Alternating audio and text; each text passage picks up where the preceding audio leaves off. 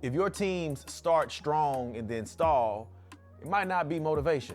It might be one leadership habit that is quietly killing your momentum. Let's talk about it. So the thing about this leadership habit that is so normal is that it's not out of the ordinary. It's very professional. It's not unusual. But the thing about it is nobody's calling it out and nobody's talking about it. What's going on, good people? Welcome back to the channel. Glad you're here for another episode. Listen, we've had a lot of snow and ice in Nashville, Tennessee over the past week or so. And I just want to send out love and prayers to everybody who was affected and everybody that is still being affected by these horrific storms that pass through snow on top of ice, on top of power outages. It's just been really rough, but we're going to persevere. We're going to continue to move forward. And I just wanted to say that and give a shout out to everybody out there.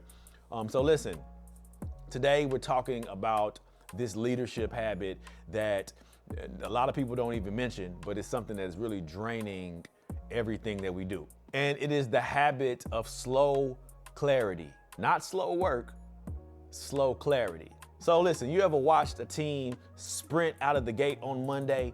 Everybody's excited, full of hope, full of energy, full of we got this. But then by Thursday, everybody's looking around, confused, annoyed, or even worse, they're just emotionally checked out.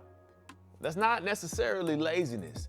It's more like leadership leakage. Yeah. Because check this out. Momentum is not built upon motivation. Momentum is built upon certainty. And being certain of something, well, that's right up my alley. That is a chemical event. So let me give an example. You're in a meeting, you give a direction, everybody nods their head, somebody even says, sounds good. But then the meeting ends and all the questions begin. What exactly does our success look like? Who owns this? Is this urgent or just important? Do we have permission to make approvals or do we need permission? What happens if we miss? And this is the crazy part. In the meeting, nobody asks those questions because nobody wants to feel like they're not aligned. Nobody wants to feel like they're slow or difficult to work with. So everybody stays quiet. So what ends up happening? They guess, they wait, they overthink. Then here's the thing that everybody does, and I'm sorry to tell on y'all, people will eventually send the just circling back email because they don't know what's going on because you were not clear. They schedule the follow-up meeting to talk about the meeting. It's madness. And that little blob that you see over there in the corner, yeah, that's not the monster from Stranger Things season 3. No, that's actually momentum crawling in the corner to die. And here's the thing, it is not because your people are untalented, it's just because they're unsure. A lot of leaders unintentionally train their teams to hesitate by doing this one thing. They give vision, but not the next steps. They give these shaky vibes instead of giving powerful verbs. They give inspiration, but not instruction. Let's move faster. Let's be more strategic. And listen, I'm here to tell you the truth. That sounds good, but it doesn't really move anything. Because the truth is, momentum doesn't necessarily follow fractured vibes. Momentum follows verbs. So what you need is a dopamine hook. Dopamine loves a target. So don't start with, we need to improve this. Start with, here's the win that we're chasing. That's one sentence. It's clear, it's concrete. By Friday at 3 p.m., we'll have X done. By end of day, we'll decide on Y.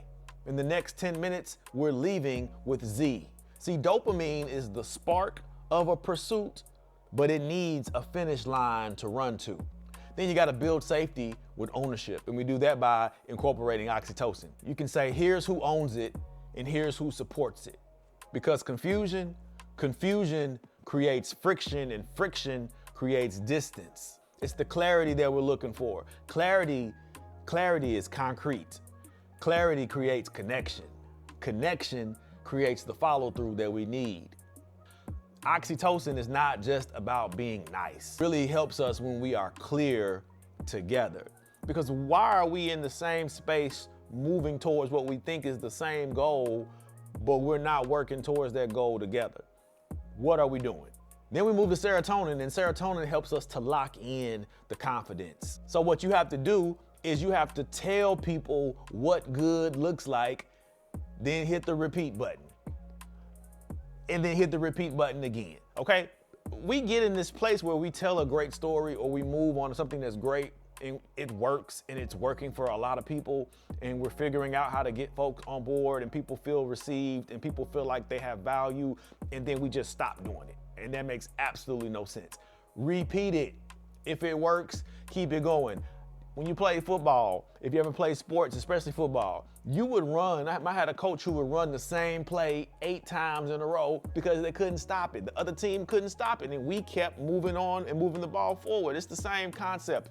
Keep repeating the stuff that works. I don't care if people who are there are like, oh, I've heard this story a million times. Guess what? 1,000,001. Because if it works, we're gonna continue to build the culture that works, and we do that by repeating the success, and that is how serotonin starts to flow in the way that we want it to flow. Because serotonin is really all about pride. It's, I know what success looks like. I know how to get there. I know how to deliver it. And when I deliver it, you respond to me and say, you did that. I appreciate it. Thank you for what you've done. It's pride. I feel proud of my work. I know I had somewhere to go. I had dopamine working, which led me towards a goal. I felt comfort. I felt like I belonged here. That was oxytocin. The serotonin is me being proud. And then finally, we had to hit the endorphins. Endorphins hit when we remove the pressure that's not necessary. It's a lot of offices that have a whole bunch of pressure that's not necessary pressure. I walk in and I'm like, why are y'all so uptight? Because we have to do this, this, and this, and this. And I'm like, why? And you talk to the C-suite and you're like, why are we making this thing over here such a big deal when it's causing everybody over here who's actually doing that particular job to feel a whole bunch of pressure? Is it necessary? No. Then why are we doing it? Cut it out. I'm saying all that to say, momentum, it literally gets taken out the game by pressure. Too many priorities, too many approval, too many opinions. Endorphins show up when people feel like, whoo, we can breathe again. We can relax. We don't have to walk on the ice. Nobody likes walking on ice, okay? Because you know what's gonna happen eventually when you walk on ice, all right? Yeah, bruised. Nobody wants that. So instead of being the leader who says, let's be better, be the leader who says, here's the target, here's the owner, here's what good looks like, and here's what we're not doing. That sentence right there is 100% a momentum machine. You don't believe me? Just watch. Try it out. Momentum is not created by hype. Momentum is created by teams who know exactly what they're doing, which takes us back to the beginning of this video. Clarity. Be clear. So if your team is still stalling, don't scream louder. Please do not add another meeting. Speed up clarity. Because when clarity moves, people move. Listen, I hope you all enjoyed this episode. Please like, subscribe, and share this video if you felt like it added value to you. If you like what you heard, I would love to talk more about what my keynote, A Dose of Story, can do for you and your company. And I'm gonna leave you guys like I always do. Until next time, y'all be safe. Peace.